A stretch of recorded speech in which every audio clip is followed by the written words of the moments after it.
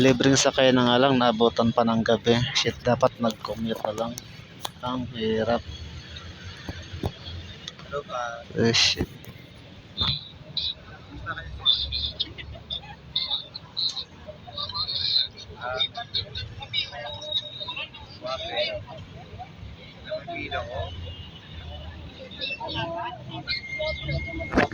Libreng sakay na nga lang, naabutan pa ng alas 8.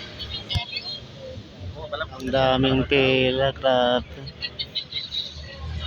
Ayan mga kaibigan, natuwa ako na may libreng sakay, pero naabutan naman ako ng siyam-siyam dito. Dito kami sa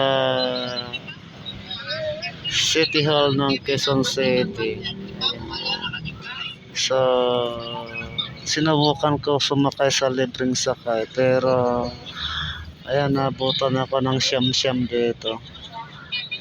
Mula 5:30 ng hapon hanggang ngayon na 7:20, 7:30 na, hanggang ngayon nakapila pa rin ako. Dapat sumakay na lang ako ng taxi o kaya nakauwi na sana.